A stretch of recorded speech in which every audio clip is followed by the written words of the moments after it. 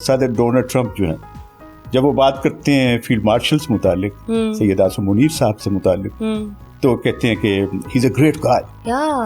یہ اب دیکھیں یہ الفاظ کسی فیلڈ مارشل کے لیے کسی جنرل کے لیے استعمال کرنا وہ کتنے اہم ہو سکتے ہیں. Dialogue is a mother of peace. اور سب سے بڑی بات یہ ہے کہ یہ ہماری ذات سے شروع ہوتا ہے. دنیا ایک نئے منظر نامے کو دیکھ رہی ہوتی. تو یہ وجہ ہے بنیادی طور پہ اسرائیل جن معاملات میں شامل ہے وہ دنیا اور خاص طور پہ مسلم دنیا بہتر طریقے سے سمجھتی ہے.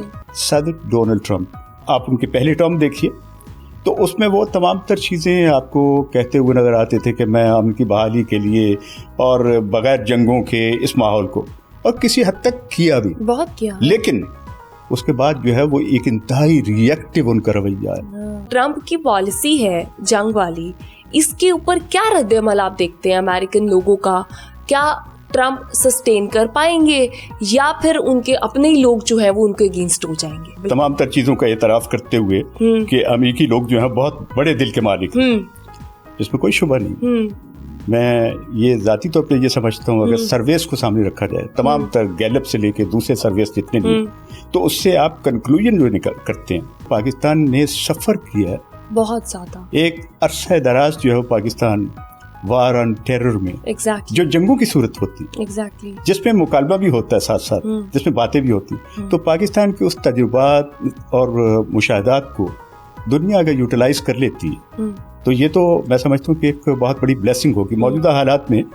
ناظرین، مشرق وسطیٰ اس وقت جنگ کی صورتحال میں ہے اور اس کے اثرات اور اس کے خطرات پوری دنیا پر مرتب ہو رہے ہیں. معاشی بحران جو ہے وہ بھی سامنے آ رہا ہے اور ساتھ ہی ساتھ یوں کہا جا رہا ہے جیسے تیسری عالمی جنگ کا خطرہ جو ہے وہ بھی محسوس کیا جا رہا ہے. اس پر مختلف جو تجزیہ کار ہیں وہ مختلف اپنے تجزیے دیتے ہیں. اس اہم ایشو پر بات کرنے کے لیے ہمارے ساتھ موجود ہیں عالمی امور کے ماہر اور president discover Pakistan T V بھی ہیں اور ساتھ ہی ساتھ پاکستانی امریکن بھی ہیں جو بھی حال ہی میں امریکہ سے پاکستان آئے ہیں، ڈاکٹر ذوالفقار قاسمی صاحب. تو sir welcome to the podcast. کیسے ہیں آپ؟ Thank you very much Ramin. پہلے تو یہ بتائیے گا کہ جب ہم بات کرتے ہیں ڈائلاگ کے حوالے سے پوری دنیا میں ڈائلاگ ایک ایسی چیز ہے جس کے ذریعے ہم امن کو جو ہے وہ لے کر آ سکتے ہیں، امن کی بات کر سکتے ہیں. تو کیا ہوا کہ یہ جو ہے وہ ڈائلاگ کی بجائے مشرق وسطیٰ جو ہے وہ اس طرح سے جنگ کی طرف چلا گیا؟ Dialogue is a mother of peace. اور سب سے بڑی بات یہ کہ یہ ہماری ذات سے شروع ہوتا ہے. چونکہ اس فلسفی کو جاننے کے لیے کہ یہ انفرادی سطح سے معاشرتی سطح اور پھر عالمگیر سطح پہ یہ دراصل ہے کیا، بنیادی طور پہ امن کیا ہے اور امن کی مناسبت سے جب ہم ڈائلاگ کی بات کرتے تو وہ کیا ہے. یہ ایک دوسرے کے ساتھ ان کا گہرا تعلق ہے. اور سب سے بڑی بات یہ کہ جہاں مکالمہ رکتا ہے وہاں جنگ ہوتی ہے. اس کی ایک واضح مثال موجودہ صورتحال. آپ نے دیکھا کہ 28 فروری کو سب کچھ جو ہے وہ تیار تھا بنیادی طور پہ اور دنیا جاننے کے لیے ان تمام ذرائع کو استعمال کر رہی تھی کہ ایک معاہدہ سامنے آئے گا اور وہ امن کا معاہدہ ہوگا. اور پھر دنیا نے دیکھا کہ اس بساط کو لپیٹ دیا گیا. اور جو ہی اس مکالمے کی اور ڈائلاگ کی بساط کو لپیٹا گیا تو دنیا نے اپنے ماحول کو بدلتے ہوئے دیکھا. ایک جنگ کی صورتحال جس کا آغاز ہو گیا اور آج تک جو ہے وہ بھی چل رہا ہے. وہی 1 مہینے سے زیادہ عرصہ ہو گیا. اور اس عرصے میں لوگوں کو اس بات پہ کم از کم اتفاق کر لینا چاہیے کہ گفتگو کرنا، بات کرنا، ڈائلاگ کرنا کتنا اہم ہے. اگر اس کو سسٹین کیا جاتا اور اس کے نتیجے میں کوئی ایک ایسی صورتحال لوگ دیکھ لیتے تو پھر آج دنیا ایک نئے منظر نامے کو دیکھ رہی ہوتی. تو یہ وجہ ہے. لیکن ڈائلاگ کی فلسفی کو ایک مرتبہ مجھے یہ جاننے کا اور بلکہ یہ میرے مشاہدے میں کہ مدر ٹریسا نے ان سے نوجوان گفتگو کر رہے تھے کہ how we could have a peace in our society. تو اس نے ایک جملہ کہا جو تاریخی جملہ، اس نے کہا go back to your home and hug your family, یعنی فیملی کو بنیاد رکھے. ہاں جی. اور ڈائلاگ میں سب سے بڑی بات یہ ہے کہ ان تمام تر سوالات کو آپ نے اٹھانا ہوتا ہے کہ جو لازم ہوتے ہیں اس امن کی بحالی کے لیے، اس کو برقرار رکھنے کے لیے اور امن کے لیے. مجھے یہ بتائیے گا کہ چلے ایران اور اسرائیل تو آپس میں لڑ رہے تھے، ان کا ایک پرابلم چل رہا تھا پہلے سے بھی، پہلے کچھ پراکسیز چل رہی تھی، اس کے بعد اب جو ہے وہ ایران اور اسرائیل کا تو ایک آمنا سامنا. امریکہ اس میں اپنے جو وہ کیوں اس میں سٹیپ ان کر گیا اور وہ اس طرح سے یہ تینوں کی ایک بڑی جنگ بن گئی. یہی ایک صورتحال دنیا نے دیکھی ہے کہ اسرائیل اور ایران سے متعلق ایک قضیہ ایک بہت پرانا ہے، بالکل پرانا، لیکن یہ امریکہ اور ایران کے مابین بھی بہت پرانا ہے. ایگزیکٹلی. مختلف صورتوں میں لوگوں کے سامنے آتا ہے. آپ نے دیکھا کہ اوباما ایڈمنسٹریشن نے ایک معاہدہ کرنے کی کوشش کی جس کی وجہ سے یہ جنگ کی اگر آپ دیکھیں تو یہ کہہ کے شروع کیا گیا کہ ایک نیوکلر جو ہے نا ان کی کیپیبلٹی جو ہے ایگزیکٹلی اس کو ختم کرنا، تو اس کے لیے ایک معاہدہ ہو گیا تھا. اگر آپ دیکھیں تو جو ایک عالمی توانائی کی ایٹامک انرجی سے متعلق جو ایک دنیا کی سب سے بڑی فورم ہے IAEA، اس میں یہ معاہدہ جو ہے وہ بنیادی طور پہ ان کی مدد کے ساتھ امریکہ اور ایران کے مابین ایک اچھا معاہدہ ہو گیا تھا اور اس کو سیلیبریٹ کیا گیا تھا. ایگزیکٹلی. تو اس کا مطلب یہ ہے کہ کہیں امریکہ اور ایران کے مابین وہ جو معاہدہ ہوا تھا اگر اس کو برقرار رکھا جاتا. دوسرا یہ کہ آپ نے پوچھا ہے کہ یہ اسرائیل کا، بنیادی طور پہ اسرائیل جن معاملات میں شامل ہے وہ دنیا اور خاص طور پہ مسلم دنیا بہتر طریقے سے سمجھتی ہے، اور امریکہ اس کا ہمیشہ پشت بنا رہا ہے، کیونکہ امریکہ کی اشیر بات کے بغیر، امریکہ کی اس سپورٹ کے بغیر یہ تصور بھی نہیں کیا جا سکتا کہ اسرائیل جو ہے وہ اپنے طور پہ انہوں نے جو پاور گین کی ہے اس کی بنیاد بھی، اس کی فاؤنڈیشن بھی جو امریکی ہے. تو اس میں تو امریکہ کا یہ نہیں ہے کہ امریکہ اس میں شامل ہوا یا اسرائیل اس کے ساتھ جو کھڑا ہو گیا.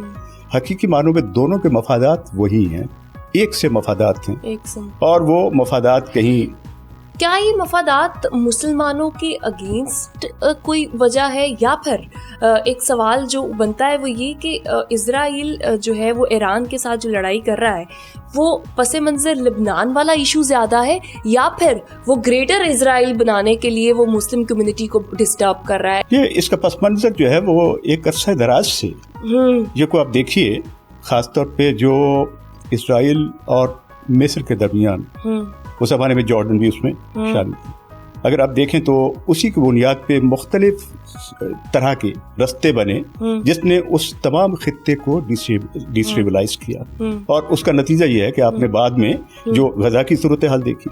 تو اس کا مطلب یہ کہ یہ ایشو جو ہے وہ اپنے طور پہ ایک بڑی طاقت کے ساتھ موجود تھا. اور یہ آپ نے کہ یہ مسلمانوں کے ساتھ میرے خیال میں ایسا ہے، لیکن اس کو وہ شکل نہیں دی جاتی. اب تو یہ صورتحال جو ہے وہ اتنی واضح ہو گئی، آپ نے دیکھا ہی کہ خاص طور پہ ایران سے متعلق جب بات کی جاتی ہے تو ایران سے متعلق بات نہیں کی جاتی، در حقیقت وہ اسلامی روایات اور اسلامی تہذیب، اور پھر آگے چل کے چونکہ یہ مکالمے کی بات ہو رہی ہے تو اس میں جو سویلائزیشن کے درمیان ایک کلیش جو ہے وہ بھی آپ نے دیکھ لیا مذاہب کے درمیان. ایسے ہی ہم بہت ساری بڑے بڑے ادارے UN کے آپ دیکھ لیں یا ویسے دیکھ لیں تو جب بھی کوئی دنیا کے اندر ہم دیکھتے ہیں کہ حالت جنگ ہوتی ہے، ہمیں یہ ادارے خاموش کیوں نظر آتے ہیں؟ OIC کی ہم نے باڈی بنائی ہوئی ہے، ہم نے پیس میکنگ کے لیے بہت ساری، تو ہمیں بہت اسٹرانگ وائس نہیں ملتی اس طرح سے. اس میں ہیومینیٹیرین آرگنائزیشن جو ہے وہ اپنے طور پہ کہیں آواز بلند کرتی ہوئے نظر آتی ہیں، لیکن آپ نے بالخصوص OIC کا نام لیا، آرگنائزیشن آف اسلامک کنٹریز. یہ وہ ادارہ ہے، یہ وہ ایک فورم ہے جس کو اس حوالے سے سوچنا چاہیے تھا کہ مسلمانوں کے یہ مسائل جو ہیں اور اجتماعی مسائل جو ہیں اس کو کس طریقے سے ان کو ایڈریس کیا جا سکتا ہے، لیکن اس میں یہ ناکام رہی. اس کے ساتھ ساتھ یونائٹڈ نیشنز ناکام رہی. یونائٹڈ نیشنز کا بنیادی ایک مقصد یہ ہے کہ وہ جنگوں کو روکے گا. پہلی عالمگیر جنگ کے بعد लीग ऑफ नेशंस का तस्वुर आया, एग्जैक्टली, और फिर दूसरी आलमगीर जंग के बाद यूनाइटेड नेशन का तस्वुर आया, जिनका बुनियादी मकसद यही था कि जंगों को रोका जाएगा। क्या जंगों को रोक लिया गया? अनफॉर्चुनेटली नहीं। और उसके अलावा ये कुछ कमिटमेंट्स होती हैं, वो कमिटमेंट्स इंसानी लेवल पे होनी चाहिए। अब सदर डोनाल्ड ट्रंप, आप देखिए कि उन्होंने जो कहा, पहले आप उनके पहले टर्म देखिए तो उसमें वो तमाम तर चीज़ें आपको कहते हुए नज़र आते थे कि मैं अमन की बहाली के लिए और बगैर जंगों के इस माहौल को, और किसी हद तक किया भी, बहुत किया, लेकिन उसके बाद जो है वो एक इंतहाई रिएक्टिव उनका रवैया है। उसमें यह है कि यूक्रेन से मुताल्लिक, वो भी तो आप देखिए जंग है ना, हम इन जंगों का जिक्र कर रहे हैं। उसके बाद आप देखिए तो और मुख्तलिफ खित्तों के अंदर जो है वो जंगों की सूरत हाल आपने देखी भी और उसको नुमायां होते हुए, और इसकी तो इंतहा होगी ना कि इससे मुताल्लिक जो है वो, हालांकि तवक्को ये की जा रही थी कि जब सदर डोनाल्ड ट्रंप जो है उन्होंने आज से 5-6 महीने पहले जब मुस्लिम कंट्रीज में वो गए और उन लोगों के साथ जो वादे वाइद हुए, उसमें यह था कि हमारी माशी हालत जो है दुनिया की बदलनी, और माशी हालत का ताल्लुक जो है वो अमन के साथ होता है। तो उन्होंने बहुत सी इन्वेस्टमेंट्स भी वहाँ से हासिल करने की कोशिश की है, हासिल भी हुई, और उसके बाद जो है आपने देखा कि उसी खित्ते के साथ और अमन के मामला जो कहाँ तक पहुँच गए। अगरचे उसमें ईरान का तो नहीं था, ज़ाहिर है कि ईरान के साथ उनका एक लंबे अरसे से वो सिलसिला है कि जो एक मुखासमत की बुनियाद पे है, एक कज़िया है, एक कन्फ्लिक्ट है, एक डिस्प्यूट है, और इस डिस्प्यूट को हल किया जा सकता था। लेकिन मेरा गुजारिश करने का मतलब ये था कि जब मैं आपसे ये कह रहा हूँ कि सदर डोनाल्ड ट्रंप वहाँ गए तो उनका ये तसव्वुर जो है वो और मजबूत होना चाहिए था कि दुनिया ने कितने रिसोर्सफुल मुल्क जो है इस्लामी मुल्क पैदा किए, लेकिन चूँकि मफादात की जंग, वो मफादात वो हैं कि जो माशी भी हैं, वो मफादात वो भी हैं जो अमेरिका को एक सुपर पावर के तौर पे कायम रखे हुए हैं, वो मफादात वो भी हैं कि जो दुनिया पे रूल करने के लिए उन्होंने एक तसव्वुर जो कायम किया। हालांकि अब ये तसव्वुर जो है वो नफी हो जाना चाहिए। अब वो लोग जो हैं वो ज़्यादा ताकतवर होंगे कि जिनके पास वो उसूल हैं जो टेक्नोलॉजी से मुताल्लिक। चाइना की बात कर रहे हैं? मैं बिल्कुल उससे मुताल्लिक इसलिए बात करना चाहूँगा, बिल्कुल आपने जान लिया। ये चाइना जो है बुनियादी तौर पे, और चाइना जो है उसने देखा ही है कि आपने इस तमाम अमल के अंदर सो साइलेंट, दरअसल चाइना की खामोशी ही उसकी ताकत का इजहार है। Exactly, this is what I want to say. वरना ये नहीं है कि चाइना के डिस्प्यूट्स नहीं है। Exactly. हमारे रीजन के अंदर चाइना के कई मुल्कों के साथ डिस्प्यूट्स हैं।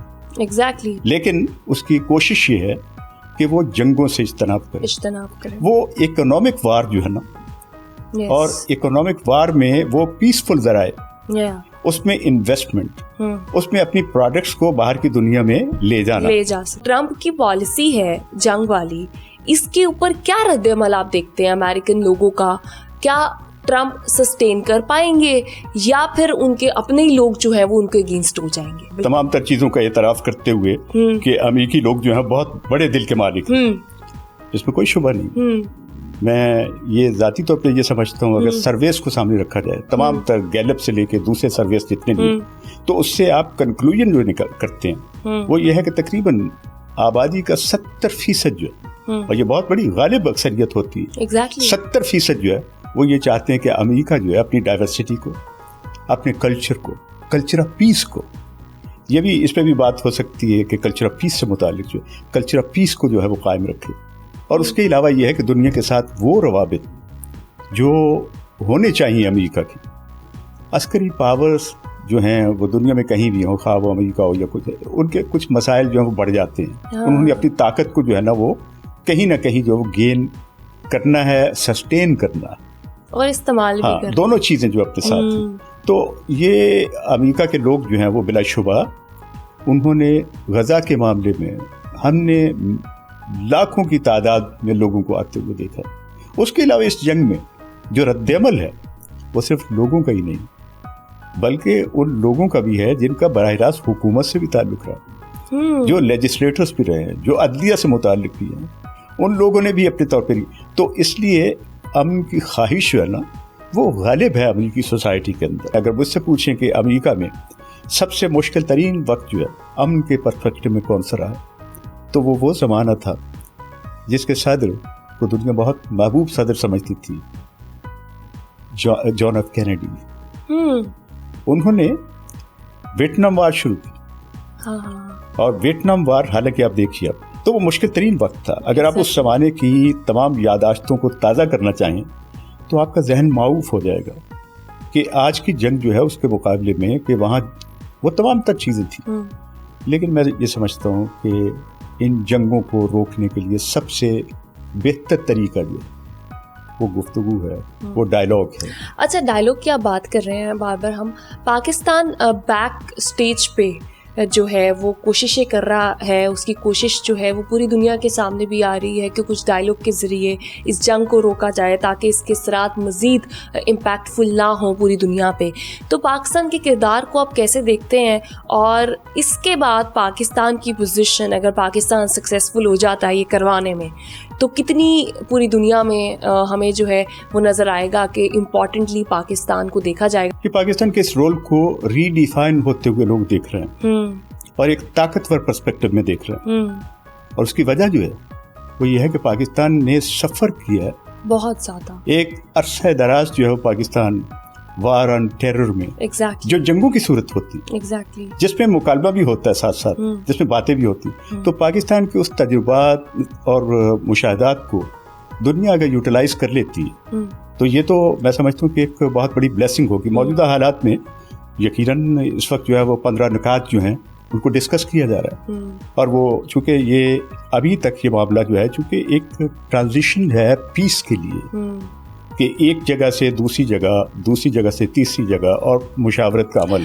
خطے میں یہ جو پوزیشن ہے پاکستان کی, یہ بہت اہم ترین position, it has a pivotal role. یہ اگر آپ دیکھیں تمام تر چیزوں کے باوجود کہ پاکستان جو ہے وہ ایک وقت میں تمام تر خلیجی ریاستوں کے ساتھ اس کے تعلقات جو ہیں جو رہے ہیں وہ بہت اچھے رہے اور اچھے ہیں, وہ ان کا اعتماد بھی ہے. ایران کے ساتھ ان کی ریلیشن شپ جو ہے بڑی کوارڈیل رہی ہے. ایشوز ہوتے ہیں اپنے طور پہ, کچھ بارڈر ایشوز ہوتے ہیں, کچھ ایسی چیزیں ہوتی ہیں, کچھ اور نظریاتی معاملات ہوتے ہیں, یہ ہوتا ہے اپنی جگہ پہ. لیکن ایران کے ساتھ تعلقات جو ہیں بہت اچھے رہے ہیں, اچھے ہیں, اور انشاءاللہ مستقبل میں بھی اچھے رہیں گے. اس لیے کہ اس جنگ کا جو میں منظرنامہ بنتے ہوئے دیکھ رہا ہوں اس میں پاکستان کو اس پوزیشن پہ بھی بات کر لیتے ہیں ابھی. اچھا, ہم اس جنگ کا منظرنامہ تو دیکھ رہے ہیں, پوزیشن کی میں پاکستان کی اگر بات کروں, پاکستان کی پوزیشن ٹرمپ گورنمنٹ کے اندر پاکستان کو ملنے والی امپورٹنس اسپیسیفکلی مئی کے بعد سے اب تک, اس معاملات کو آپ کیسے دیکھتے ہیں؟ یہ پوزیشن کیا کوئی میوچل بینیفٹس ہیں دونوں کے, یا پھر ویسے ہی پاکستان فیوریٹ ہو گیا ہے امریکن جو پریزیڈنٹ ہے ان کا؟ دیکھیے, کوئی پوزیشن جو ہے وہ میوچل بینیفٹس کے بغیر نہیں ہوتی. Exactly, that's the question. یہ دنیا جو ہے خاص طور پہ سیاسی معاملات جو ہیں کہ پاکستان کو ایسا ملک نہیں ہے کہ جو عام ہے. ایک تو یہ کہ آبادی کے اعتبار سے امریکہ کے برابر آبادی ہے. اگر آپ دیکھیں دنیا کا غالباً چھٹا بڑا آبادی والا ملک ہے, ایٹامک پاور, اور سب سے بڑی بات یہ کوئی یوتھ آپ دیکھیے آپ یہاں پاکستان کی, یہ تمام تر چیزیں جو ہیں وہ اس کی اہمیت کو واضح کرتے ہوئے, اور دنیا کو پتہ ہے. اسی لیے تو صدر ڈونلڈ ٹرمپ جو ہیں جب وہ بات کرتے ہیں فیلڈ مارشل سے متعلق, سید آصم منیر صاحب سے متعلق, تو کہتے ہیں کہ ہی از اے گریٹ گائے. یہ اب دیکھیں یہ الفاظ کسی فیلڈ مارشل کے لیے, کسی جنرل کے لیے استعمال کرنا وہ کتنے اہم ہو سکتے ہیں. اسی طرح حکومت سے متعلق وہ بات کرتے ہوئے نظر آتے ہیں تو ہمیشہ یہی کہتے ہیں کہ بہت بڑا کام کر رہے ہیں, بہت اچھا کام کر رہے ہیں. اور پاکستان کے بارے میں انہوں نے پچھلے دنوں جو پرسیپشن ڈیولپ کر دی پاکستان کے بارے میں کہ پاکستان ایک ایسا ملک ہے کہ جس سے وہ تمام تر الزامات کو قریب دینا چاہیے کہ جو لوگوں کے ذہنوں میں. اس کے علاوہ پاکستان جو ہے ایک بیلنسڈ قسم کی ریلیشن شپ جو ہے وہ اس نے قائم کی ہے رشیا کے ساتھ. آپ دیکھیے حالانکہ رشیا اور امریکہ جو ہے یہ ایک بعد المشرقین ہے, دو مختلف پولز ہیں. چائنا سے متعلق آپ دیکھیے تو چائنا کے بارے میں اگرچہ یہ, اور پھر سب سے بڑی بات یہ پاکستان کے رول کو اگر آپ ماضی میں بھی دیکھیں تو اس سے آپ کا یہ سوال زیادہ ایڈریس ہوتا ہوا نظر آتا ہے चाइना के साथ अमेरिका की दोस्ती हमने करवाई, पाकिस्तान ने करवाई। बड़े काम किए पाकिस्तान ये नहीं, आप देखिए सदर निक्सन से लेके रोनाल्ड रेगन तक